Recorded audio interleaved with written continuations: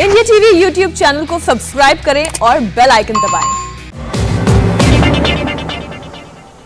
उत्तर प्रदेश के पूर्व मुख्यमंत्री और बीजेपी के दिग्गज नेता कल्याण सिंह को लेकर अफवाह उड़ाई गई, जिसका खंडन खुद उत्तर प्रदेश सरकार और कल्याण सिंह के पोते ने किया।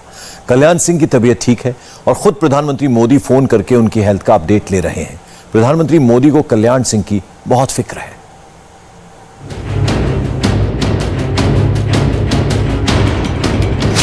कल्याण सिंह की तबीयत बिगड़ी तो उत्तर प्रदेश के मुख्यमंत्री योगी आदित्यनाथ, बीजेपी अध्यक्ष जेपी नड्डा, महामंत्री संगठन बीएल संतोष, हर कोई मिलने उनसे अस्पताल पहुंचे। बीजेपी नेताओं की टाइमलाइन देखेंगे तो हर कोई अपने वरिष्ठ दिग्गज नेता को लेकर चिंतित है।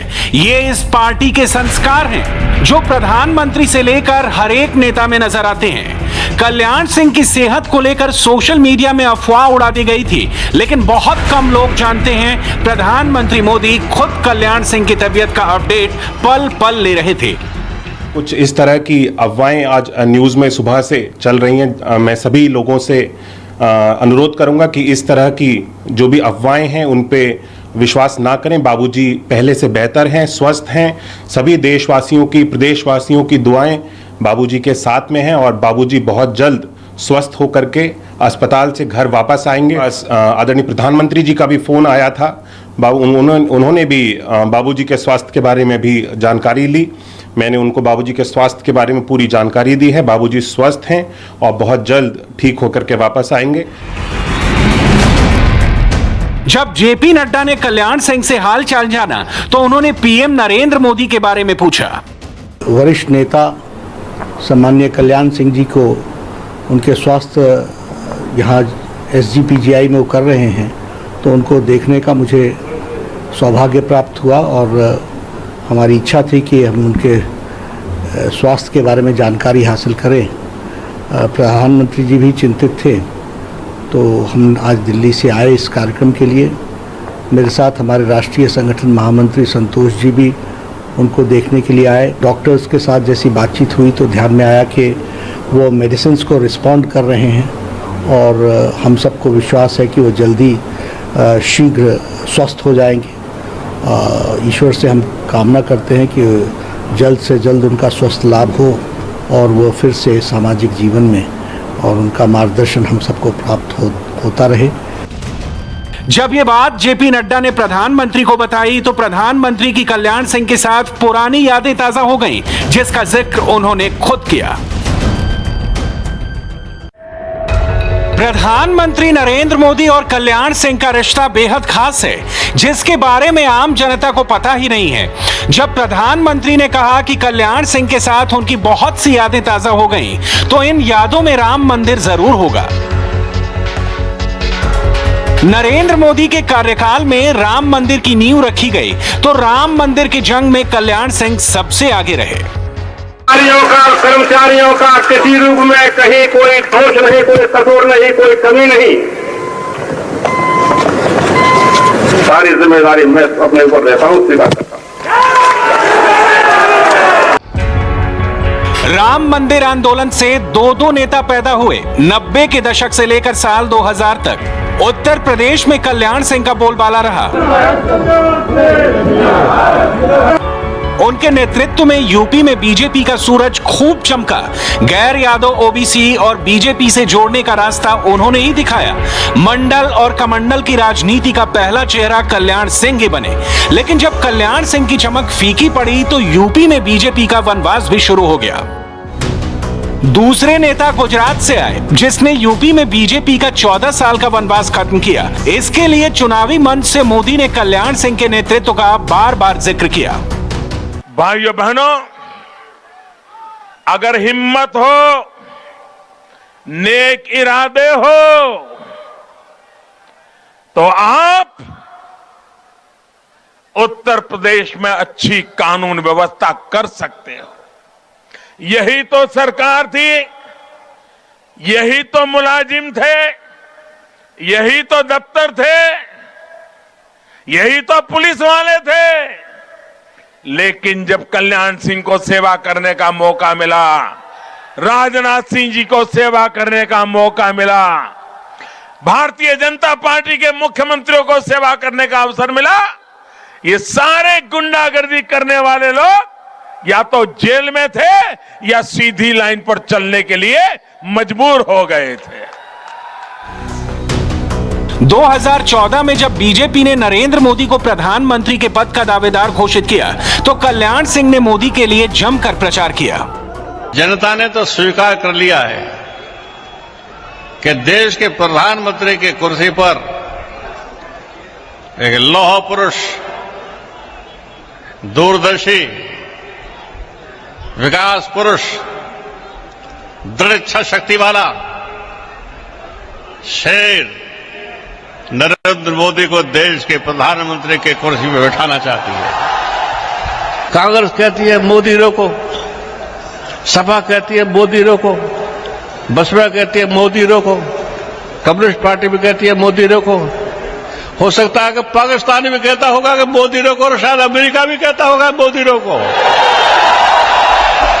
लेकिन मोदी किसी के रुकने वाले नहीं है। ये तो अश्वमेध का घोड़ा है। कल्याण सिंह लोध जाति के बड़े नेता हैं। ओबीसी में उनकी पकड़ बेहद मजबूत है। उन्होंने 2014 लोकसभा चुनाव को क्रांति बताया और एकजुट होकर नरेंद्र मोदी को वोट देने की अपील की, जिसका असर यूपी में नजर भी आया। 80 में से 71 सीटें बीजेपी को मिली।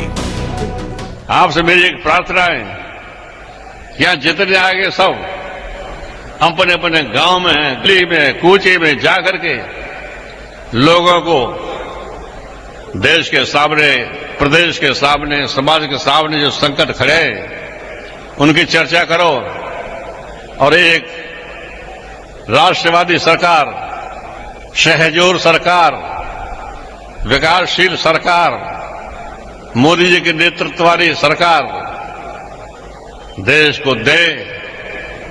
एक महान क्रांति होने जा रही है। ये चुनाव युग परिवर्तन का चुनाव है। ये हमारा आपका सौभाग्य है कि इस महान क्रांति में हम और आप हिस्सेदार बनने के जा रहे हैं। चूकना मत। मैं तो चाहता हूं कि 80 में से 80 सीटें भारतीय जनता पार्टी उत्तर प्रदेश से जीते तो उत्तर प्रदेश का नाम दुनिया में रोशन हो जाएगा। मोदी प्रधानमंत्री बने तो उन्होंने कल्याण सिंह को राजस्थान के राज्यपाल की जिम्मेदारी सौंपी। जनवरी 2015 में कल्याण सिंह को हिमाचल प्रदेश के राज्यपाल का अतिरिक्त कार्यभार भी दिया गया। प्रधानमंत्री मोदी और कल्याण सिंह कई मौकों पर मिलते रहे। प्रधानमंत्री मोदी और कल्याण सिंह की घनिष्ठता का अंदाजा इसी बात से लगाया जा सकता है कि साल 2019 चुनाव के दौरान कल्याण सिंह ने गवर्नर रहते हुए मोदी के दोबारा पीएम बनने की बात मीडिया के सामने कर दी।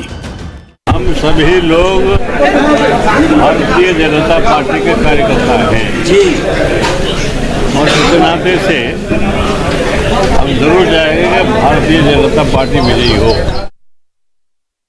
चाहेंगे कि एक बार फिर से केंद्र में मोदी जी ही प्रधानमंत्री बने। मोदी जी का प्रधानमंत्री बनना ये देश के लिए आवश्यक है, समाज के लिए आवश्यक है। इस बयान की काफी आलोचना हुई। चुनाव आयोग ने राज्यपाल कल्याण सिंह की शिकायत राष्ट्रपति तक से कर दी, लेकिन कल्याण सिंह कभी मोदी की तारीफ करने से पीछे नहीं हटे। कल्याण सिंह जब उत्तर प्रदेश के मुख्यमंत्री थे, उस वक्त नरेंद्र मोदी गुजरात में बीजेपी के कार्यकर्ता हुआ करते थे। इसी दौर में राम जन्मभूमि आंदोलन का चेहरा कल्याण सिंह बने, तो एकता यात्रा संचालन की जिम्मेदारी मोदी को दी गई, जहां से उनको राष्ट्रीय पहचान मिली। जब राम मंदिर का फैसला आया और राम मंदिर ट्रस्ट बनाने का ऐलान हुआ, तो कल्याण सिंह ने प्रधानमंत्री मोदी को खास सलाह भी दी। मेरी तो कामना है कि मेरे जीवन काल में राम का मंदिर बन जाए। जो ट्रस्ट बनाया गया है उसमें एक ही बात मैं जोड़ना चाहता हूँ कि नरेंद्र मोदी जी ने अपने भाषण में कहा है कि भाई एक उस ट्रस्ट में एक व्यक्ति होगा, दलित होगा। हिंदुस्तान में ओबीसी की संख्या यानी पिछड़े वर्ग की संख्या बहुत ज्यादा है और वो राम भक्त है।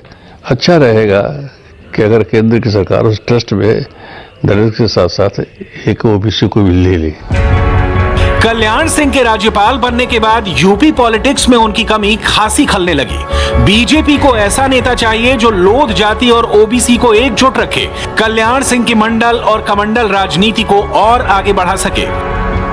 2017 विधानसभा चुनाव में बीजेपी के 20 लोध जाति के विधायक जीते।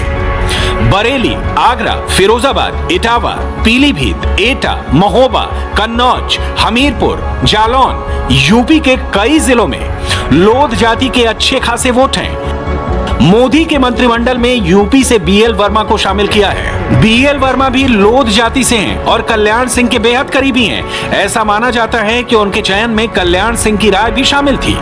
प्रधानमंत्री मोदी खुद कहते हैं कि उन्होंने कल्याण सिंह से बहुत कुछ सीखा है और जब भी उनसे बात करते हैं तो कुछ न कुछ जरूर सीखते हैं। आपको बता दें कि कल्याण सिंह की हालत में लगातार सुधार हो रहा है, वो बातचीत कर रहे हैं और उनका ख्याल भी अच्छे से रखा जा रहा है। सबसे बड़ी बात, कल्याण सिंह की हेल्थ रिपोर्ट खुद प्रधानमंत्री ले रहे हैं। नमस्ते, मैं हूं मीनाक्षी जोशी। वीडियो और खबरों से अपडेट रहने के लिए India TV YouTube channel subscribe करें, बेल आइकन दबाना ना भूलें। जुड़े रहें इंडिया टीवी के साथ।